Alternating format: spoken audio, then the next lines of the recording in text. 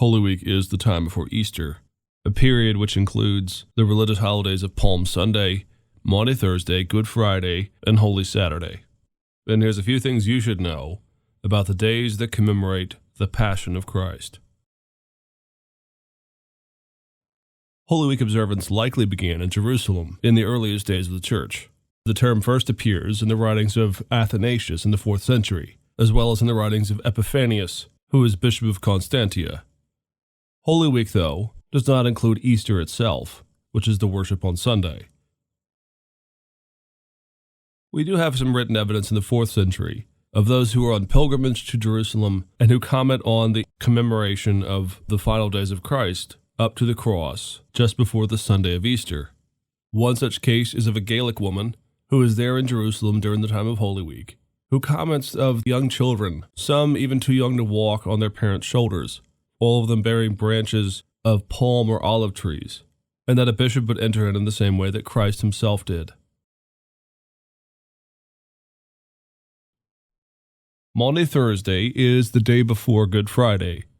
The term Maundy is derived from a Latin word, mandatum, which is the word for commandment. The term refers to the commandment given by Jesus during the Last Supper, in which he says, quote, "A new commandment I give you, that you love one another. Just as I have loved you, you also are to love one another." The historical origin of the word good in Good Friday actually remains unclear, though some scholars believe that good is somehow wrapped up in the archaic form of holy. Today, of course, many just assume that the good in Good Friday is the good work that Christ accomplishes on the cross. During medieval times, Christians would abstain from eating eggs or meat during Lent in the run-up to Easter.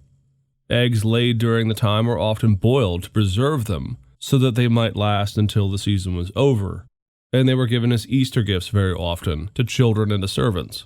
Some traditions claim that the Easter egg is symbolic of the resurrection of Christ, with the shell representing the sealed tomb and cracking the shell representing the resurrection.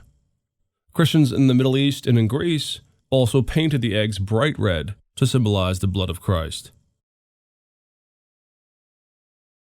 In the early Middle Ages, the Christian scholar and historian Bede, also known as the Venerable Bede, claimed in one of his books that the name Easter was derived from Eoster, a pagan god of the Saxon people in the northern part of Europe. Now, Bede does not claim that Easter is derived from pagan holidays, but merely that the holiday's name, Easter, comes from this.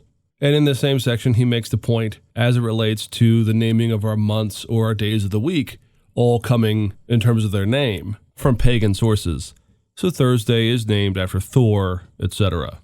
Scholars today, though, are not quite so sure. For one, this is the only place in the evidence, in Bede's writings, that there is any comment about this god named Eoster.